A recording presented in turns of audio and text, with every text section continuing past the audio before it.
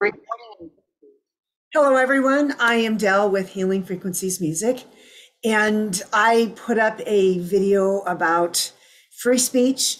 And I decided that I kind of wanted to redo that video. So this is a retake just because I had some more time to think about it.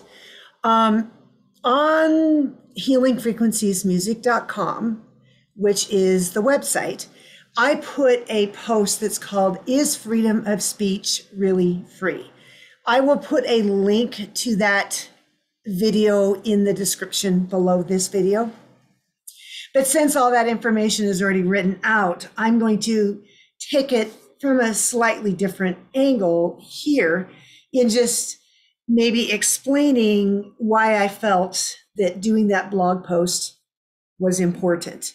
And I am finding that when you have something in writing and then you have another version of it that's in a video, and then you put those two things together, it really helps people, especially if you have a variety of learning styles. You know, some people do better by listening and some people do better by reading. And so this just kind of combines the two styles together that will help people understand the process.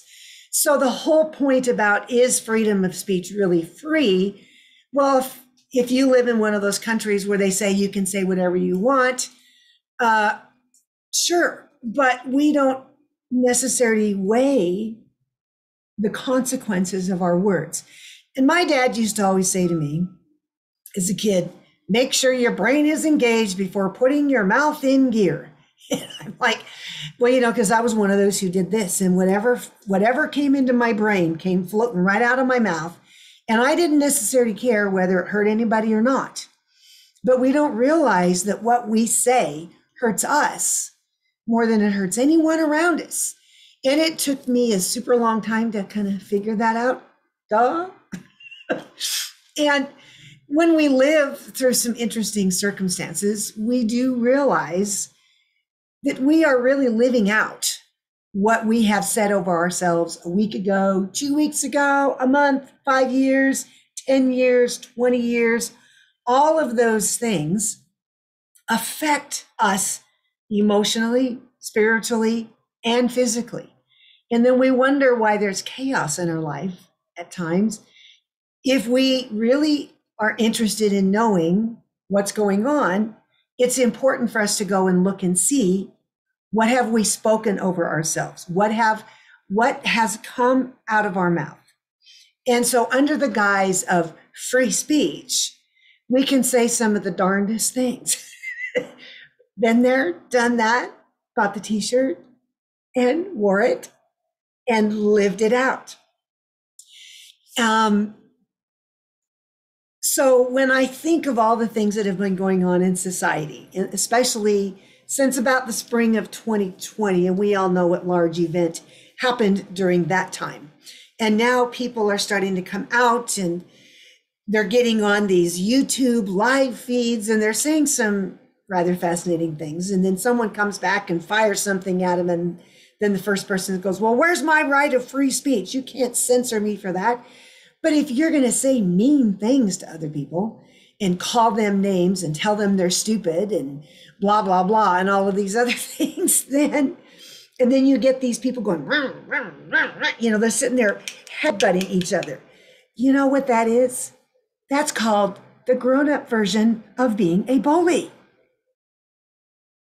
Think about it, all the times that you were in the playground as a kid and the class bully would come up and say these really goofball things to you or someone else in the class. What is the purpose? You know, when people say things like that, most of the time it's because of something that's within them that needs an adjustment. We call that projection. People project onto others what they're going through and what they're thinking themselves. So a lot of times, oh, do you want up? I think somebody wants to come on my lap. Are you ready to come up? You want to say hi? Come here, you goofball. Mr. Teddy wants to say hi. So he has to have his Teddy moment. So anyway, when you have these situations, he's looking at the fan that's up above. When you have situations where people are saying the goofiest things, the first thing that I have found out is you look and you pay attention to what's coming out of their mouths, and you realize most of what they're saying, okay, he's gone. He doesn't like that fan. And also, I consider grown-up bullying the same thing as what we call cancel culture. If you don't like something that someone else is saying or something else is doing, or they do something to offend you, or and you've got all this.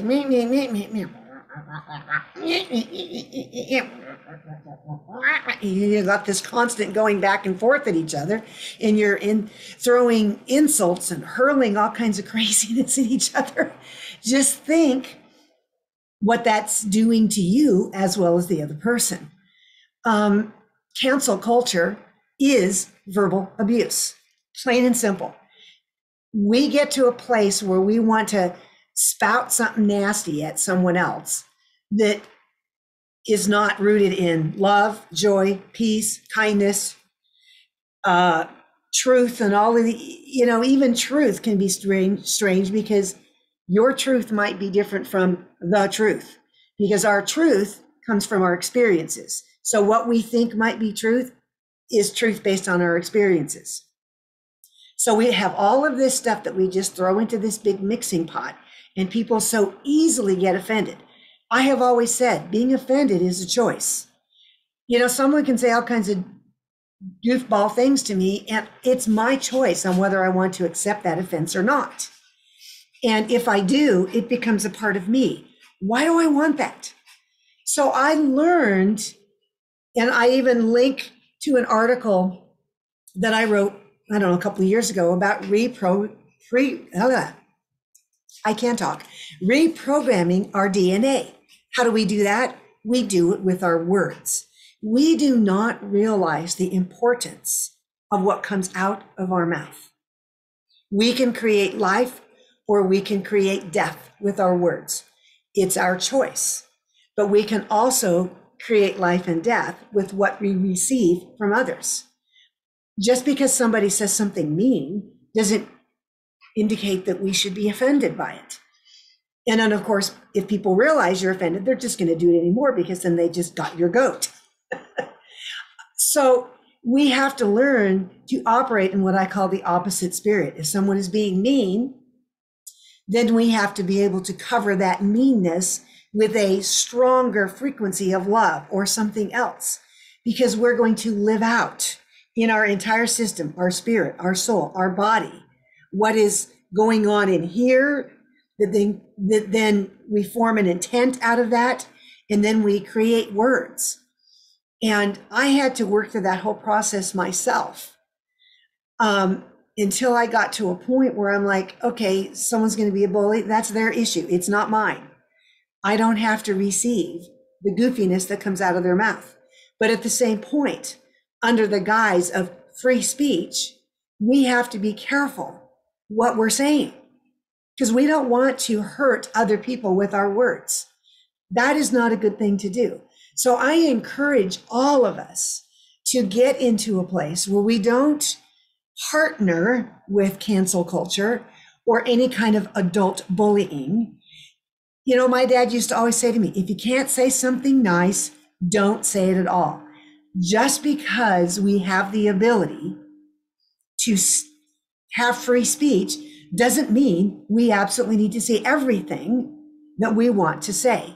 We need to guard our words carefully.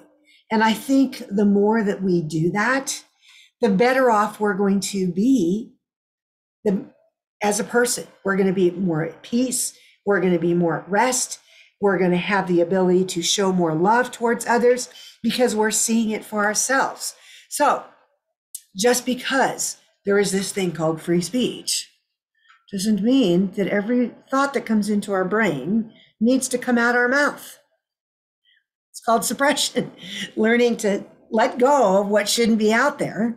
And we shall not participate in cancel culture. Teddy, I think the answer is no. He's trying to crawl up the back of me again. Anyway, I'm going to leave it there.